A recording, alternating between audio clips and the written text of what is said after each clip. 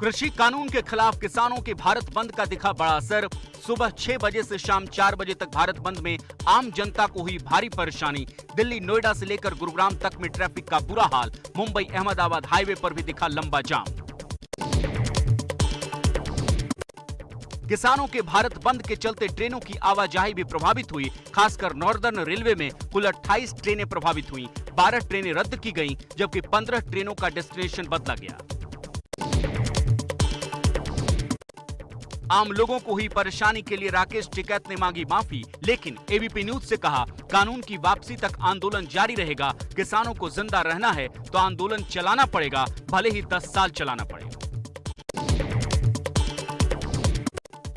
राकेश टिकैत ने कहा कि आज का विपक्ष कमजोर है। भोपाल में किसानों के समर्थन में सड़कों पर उतरे दिग्विजय सिंह ने टिकैत की बात को खारिज करते हुए कहा, कांग्रेस पार्टी सशक्त विपक्ष थी और रहेगी। राकेश टिकैत ने किसानों के भारत बंद को कामयाब बताया। कहा, हर जगह से अच्छी रिपोर्ट मिली। हमारे आंदोलन को 3 राज्यों का आंदोलन बताने वालों के लिए आज का भारत बंद तमाचा है।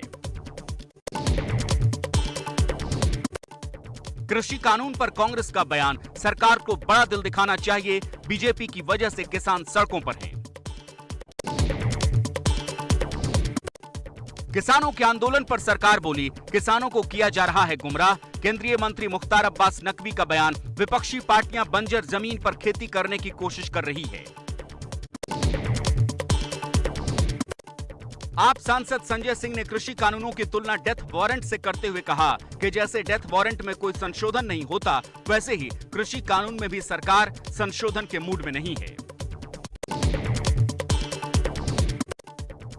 नोएडा अथॉरिटी ऑफिस के बाहर भी किसान अपनी मांगों के साथ भारी संख्या में जमा हुए और पुलिस बैरिकेडिंग तक को तोड़ डाला। किसान अपनी जमीनों के लिए ज्यादा मुआवजे की मांग कर रहे थे। पीएम मोदी ने डिजिटल हेल्थ मिशन की शुरुआत की। मकसद है ग्रामीण इलाके तक में बैठे गरीब जनता तक एक्सपर्ट डॉक्टरों का इलाज पहुंच पाए। इसके लिए एक यूनिक हेल्थ आईडी बनाई जाएगी। पूर्वी लद्दाख में चीन के चलते सीमा पर फिर बढ़ा तनाव। अपनी स्थिति मजबूत करने में जुटा है चीन। दौलत बेग ओल्डी में दोनों देशों के कैंप के बीच की दूरी सिर्फ 1 किलोमीटर रह गई। सैटेलाइट इमेज से डेप्सांग में चीनी कैंप दिखे।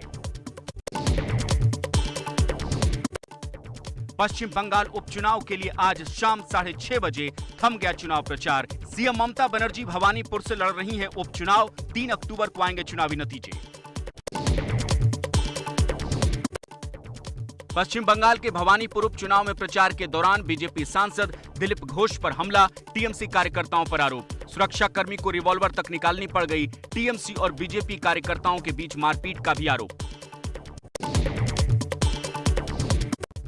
बीजेपी का डेलीगेशन कोलकाता में चुनाव आयोग के दफ्तर पहुंचा। भवानीपुर में चुनाव रद्द करने की मांग। दिलीप घोष ने कहा, अगर मेरे जैसा नेता सुरक्षित नहीं तो आम आदमी वोट कैसे दे पाएगा। पश्चिम बंगाल में नेता विपक्ष शुभेंदु अधिकारी ने कलकत्ता हाईकोर्ट में याचिका दाखिल कर मुकुल राय की विधायकी को खत्म करने की मांग की। एंटी डिफेक्शन लॉ का दिया हवाला। बंगाल में बाबुल सुप्रियो के बाद बीजेपी सांसद लॉकेट चटर्जी के भी पार्टी छोड़ने की अटकलें तेज। सूत्रों के मुताबिक टीएमसी लॉकेट चटर्जी के संपर्क में है। स्टार प्रचारक बनाए जाने के बावजूद लॉकेट ने भवानीपुर में प्रचार नहीं किया। सरस्वती शिशु मंदिर स्कूल के छात्रों पर बयान देकर मुश्किल में फंसे दिग्विजय सिंह। राष्ट्रीय बाल अधिकार संरक्षण आयोग की डीजीपी से केस दर्ज करने की मांग। दिग्विजय ने कहा था, स्कूल में नफरत का पाठ सीख रहे हैं छात्र। 7 अक्टूबर से जेडीयू भी उत्तर प्रदेश में करेगी चुनावी प्रचार। संसदीय बोर्ड के अध्यक्ष उपेंद्र कुशवाहा करेंगे शुरुआत। सीटों को लेकर बीजेपी से चल रही है बातचीत, लेकिन जेडीयू अकेले लड़ने को भी है तैयार। महंत नरेंद्र गिरी की मौत मामले में आनंद गिरी समेत तीनों आरोपियों को 7 दिनों की सीबीआई की कस्टडी में भेजा गया। प्रयागराज की सीजेएम कोर्ट ने रिमांड मंजूर की। गोवा में कांग्रेस को बड़ा झटका। दिग्गज नेता लुझिनो फ्लेरियो ने विधायक पद से दिया इस्तीफा। टीएमसी में जाने की चर्चा। फ्लेरिया ने बयान भी दिया, बीजेपी को चुनौती देने में सिर्फ ममता बनर्जी सक्षम है। बीजेपी के उम्मीदवार सर्बानंद सोनोवाल और कांग्रेस छोड़ टीएमसी की उम्मीदवार बनी सुष्मिता देव ने निर्विरोध जीता राज्यसभा का चुनाव।